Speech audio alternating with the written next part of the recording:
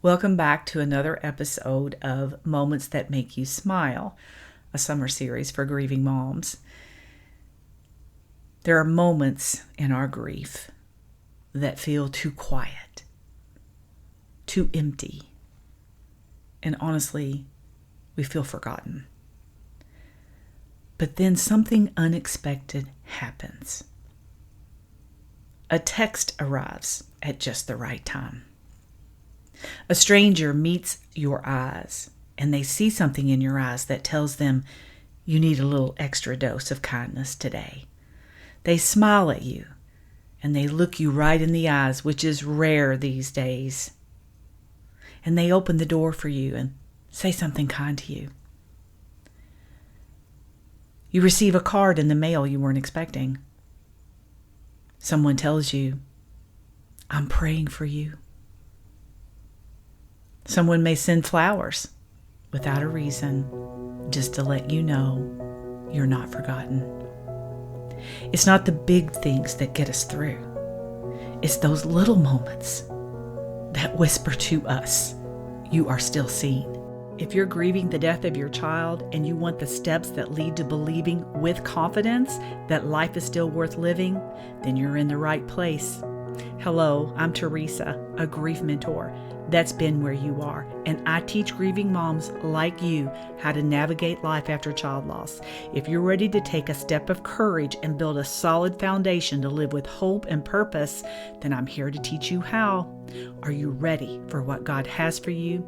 Then I'm ready to teach you.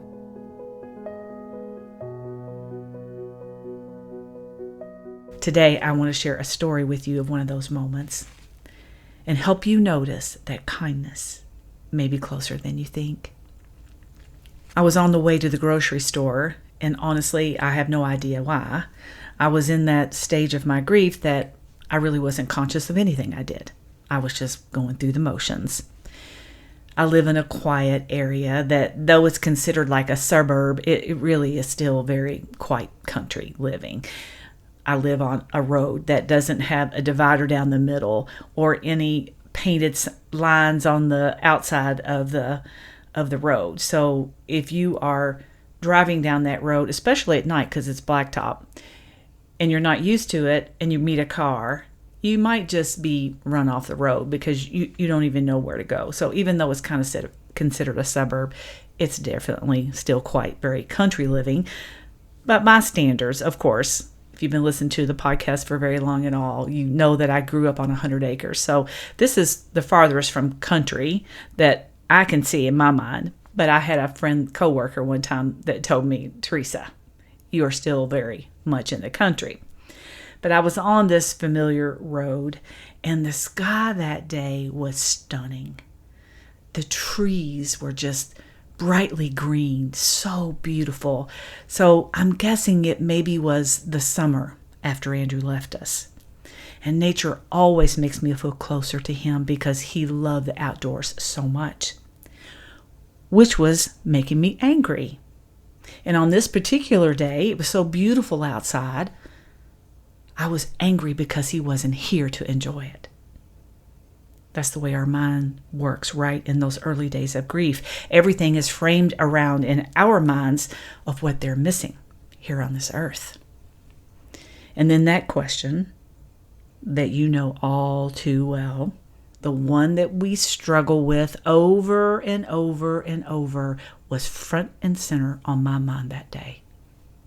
Yeah, you guessed it. The why question. I was alone, and I decided that this was as good a time as any to let God know exactly how I felt that day. Yeah, you know what happened, don't you? Because you've likely been where I was. I wanted an answer to the why question. I was not being quiet, you might say, in those moments. I was driving down this little country road, and the sun was beautiful, and the sky was beautiful, and I was shouting at the top of my lungs, "Why, Lord? Why?" And it turned into quite an expressive event, if you can read between the lines there. I only live about 10 minutes from the nearest grocery store. And my autonomic nervous system had taken over. I was no longer driving that car with my full attention, you could say. It was moving in the direction of the store, but my mind was anywhere but paying attention to what I was doing.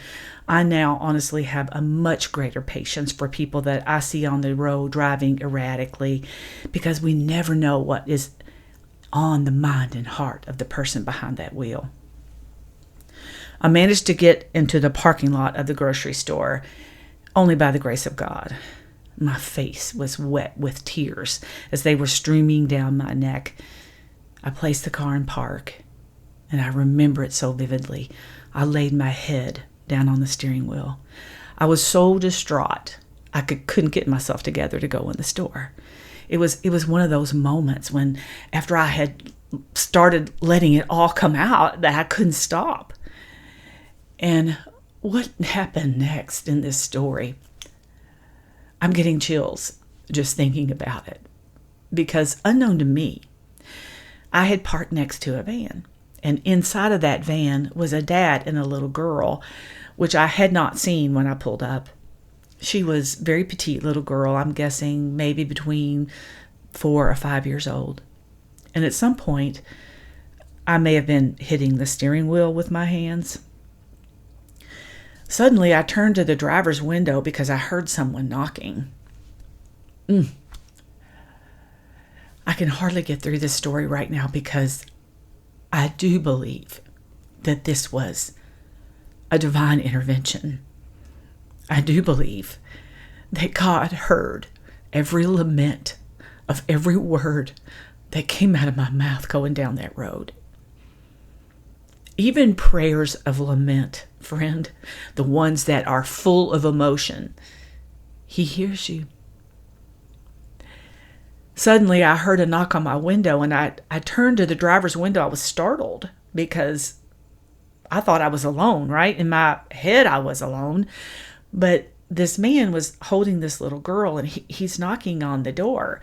At first, I was so startled, I didn't want to roll down the window because I didn't know what was about to happen here, right? This person seemed to appear out of nowhere, standing at my window.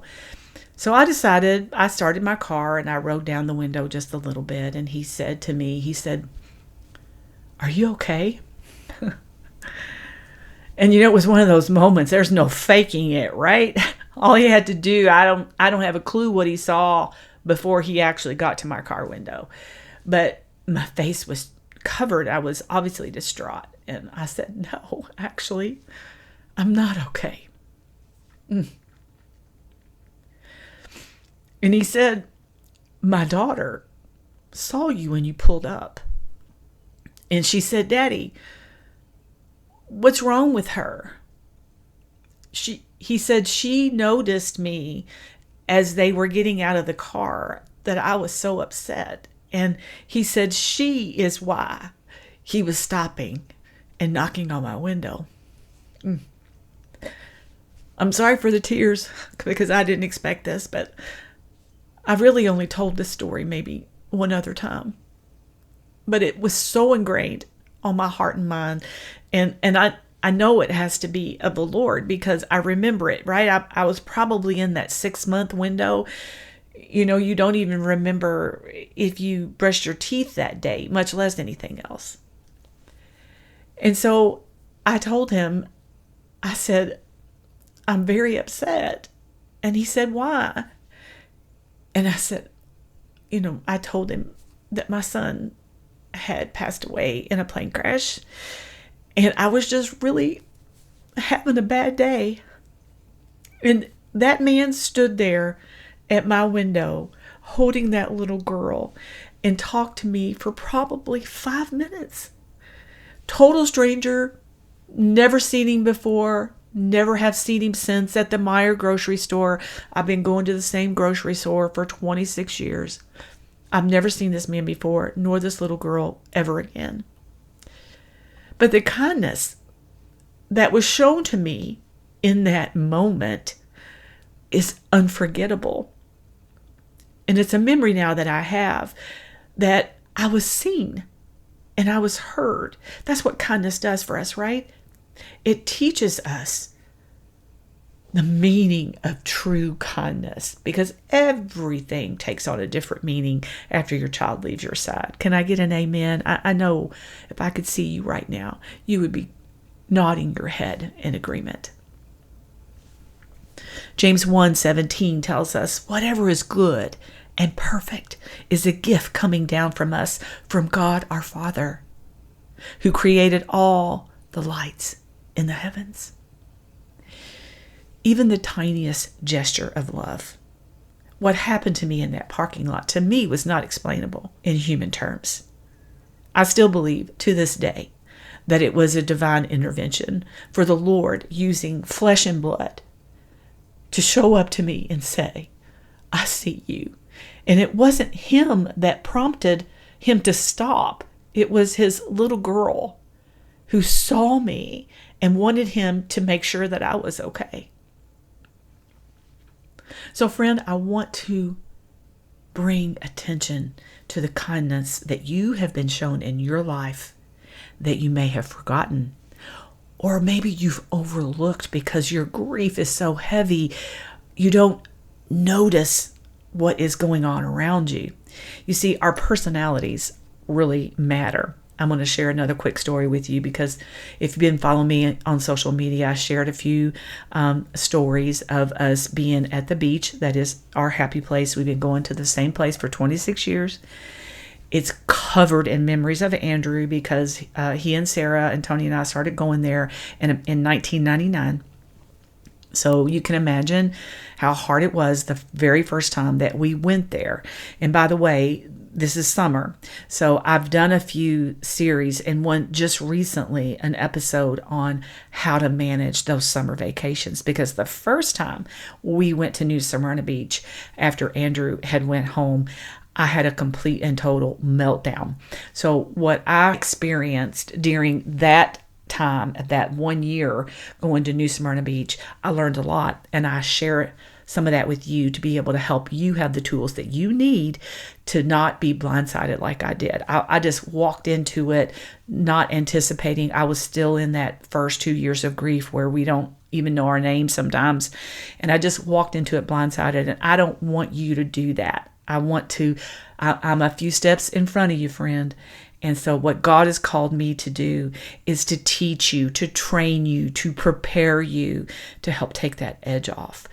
So traveling in the summer can be very difficult. So I encourage you to go back and listen to that episode that I did recently about traveling and how to manage that time. But we grieve according to our personalities, right? I spent a lot of time with that on the last podcast on how do I stop pretending that I'm okay and how to grieve God's way. God's way and the world's way, vastly different. But our personalities do contribute to that. I'm going to share a quick story with you, because I'm a type of person that I don't always notice all the things my husband does. We are wired very differently. I'm very driven. I'm much like my dad. I see the mission at the end of the road, and I'm like the racehorse, right, that has the blinders on, and it's get to the mission. That's how he was, because he was a welder for the railroad, but we also farmed full time. So you don't do that, friend, without having some very strong ambition and drive to get it done. And I spent a lot of time with my dad, so we have similar personalities.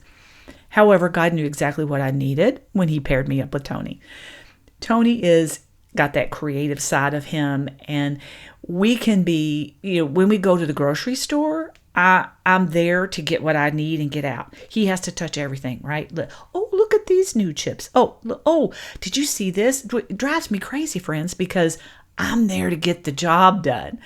Well, we were coming out of the airport, getting to our rental car the day we landed in Florida. And it was a stressful time. It was stressful getting out of the house. I mean, vacation preparation, when you do what I do, it is stressful. There's a lot of things that you have to get in place before you can walk out the door so that you can actually, it took me 2 or 3 days to unwind before I could actually start enjoying our time together there. So I was still kind of in that, had the blinders on mode. We get to the parking lot and he tells me our car is in row P. Well, we had walked a good distance before we even got to row A. So keep in mind, I have a backpack on with all the things, a purse, I'm pushing a suitcase, and he's behind me. So I've got my blinders on and I'm looking for row P, right? I am on a mission to find row P. Behind me, I hear him saying, "Oh, look at that car. I think that's a make and model. I haven't seen one of those in years." The next thing I know, he's talking about the landscaping and he's reading, the billboards, and he's just absorbing everything he sees, which completely stresses me out when I have a mission of somewhere that I have to be. I've learned so much from my husband in slowing down and being able to absorb life and enjoy and see the surroundings around me. But the reason I bring this up is because when you're in those early stages of grief, we all are walking around with those blinders on. We don't see anything going on around us. And friend, we miss kindness. We really do. In the moment, it doesn't feel like kindness. It just feels like something that's happening that you're witnessing, but it doesn't always feel like kindness because our emotions are all twisted up like a big knot in a rope, and therefore it makes it hard for us to see past those blinders and to see those little tiny gestures of kindness. So that's what I want to encourage you today with this episode. I want you to start paying attention to the kindness that is being shown around you. Little things, the things that make the big difference. Maybe that text that came that you didn't expect. Maybe that arm around your shoulder that somebody come up to you and they never said a word. But the fact that they put their arm around you and just looked at you, they're saying, "I see you, friend. I know you're hurting. And I have no idea what you're going through, but I want you to know that I see you." I want you to start noticing the little acts of kindness. When somebody opens a door for you to walk in the store. When somebody makes eye contact with you and smiles. Start to notice those this week. Because I promise you, the more you open your mind to it, the more you're going to be able to see it, right? Don't be like me, okay? Don't be looking at A, walking to P with your blinders on. Let yourself slow down a little bit and take a deep breath. And notice the kindness that's going on around you. And then I want you to think about this. I want you to think back. What kind of kindness has found you in your grief? Even if you didn't recognize it at the time that it happened. Even if you felt numb and undeserving. I want you to pause with me today. And I want you to look back. And I want you to notice the way that God has reached out to you. Maybe not thunder or lightning, but with quiet kindness. And then I want you to send me an email and tell me about it at Teresa@thegriefmentor.com. Friends, when we get to talk about kindness, it'll help us remember it. Okay? And if you haven't seen any kindness yet that you've been able to recognize, I'm praying for you right now. Lord, open her eyes. Lord, open his eyes so that you can see this coming week kindness that others are showing towards you. You're not forgotten. You're not walking this road alone.